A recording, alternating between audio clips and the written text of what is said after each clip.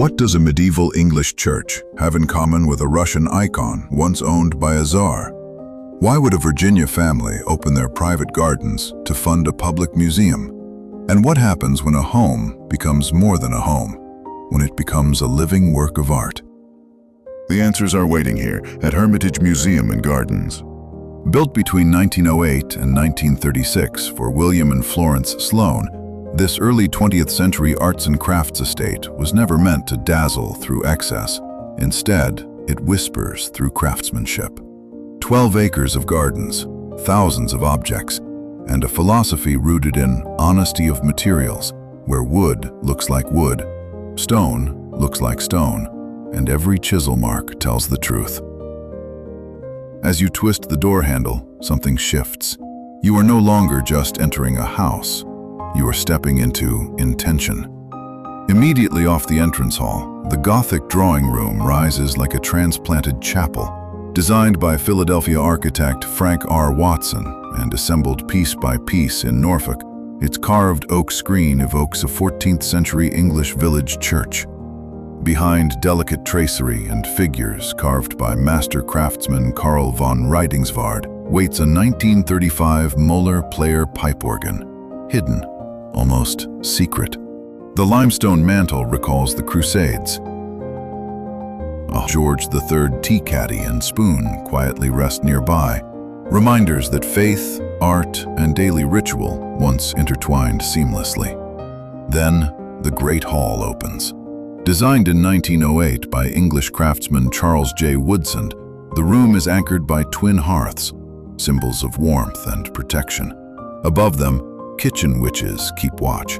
Folklore claims these wise crones ward off spoilage, sour milk, and mischief. Whether superstition or symbolism, they embody something deeper. A home where protection, story, and beauty coexist. Florence Sloane believed art should educate. She collected more than 5,000 objects to teach the public about art, music, religion, and culture. In this very space stand Chinese tomb figures from the Tang dynasty, dignified, straw-glazed, painted, and gilded, guardians from 618 to 906. In the dining room, Woodsand's devotion becomes unmistakable. He spent 3 years hand-cutting and carving ship-like oak paneling that envelops the walls and ceiling. Light pours through large windows overlooking the Lafayette River, dissolving the boundary between interior and garden.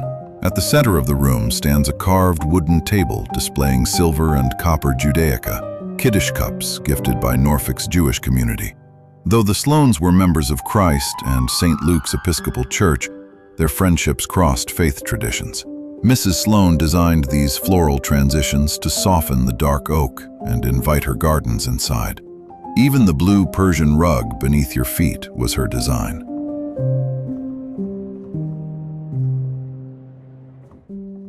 The little library reveals another layer of the family. The Sloane boys studied here under a private tutor. A painted glass inscription declares, "The spear of destiny, whose ruler is knowledge." In this house, knowledge was not ornamental, it was power. Through a quiet hallway, private spaces unfold, including a master bedroom adorned with original Louis XV paneling, a reminder that European craftsmanship traveled far to shape this Virginia retreat.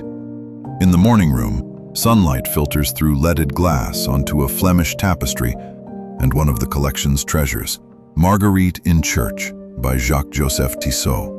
Painted before Tissot's celebrated society portraits, the work intertwines fashion, morality, and identity, revealing how appearance and faith once defined social standing.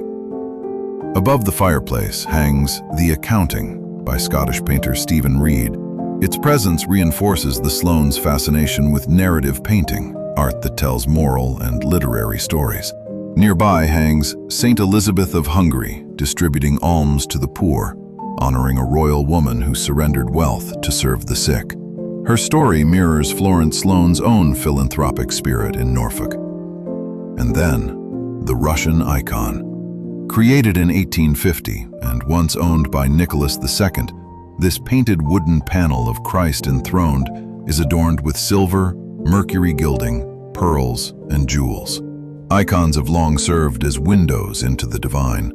Here, it becomes a window into history, survival, exile, faith. Even the hardware throughout the house curves into vines and leaves, rejecting industrial rigidity in favor of organic life. This is arts and crafts not as mere decoration, but as philosophy. Step outside.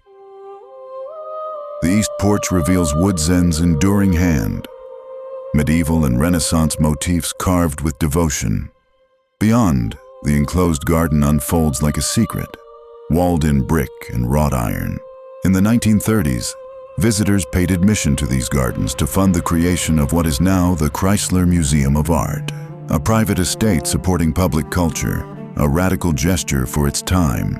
Scattered across the grounds are more than 100 historic millstones, collected beginning in 1931. Once industrial tools grinding grain and pigments, they now rest as accidental art, their textures honoring tradesmen and the region's industrial heritage.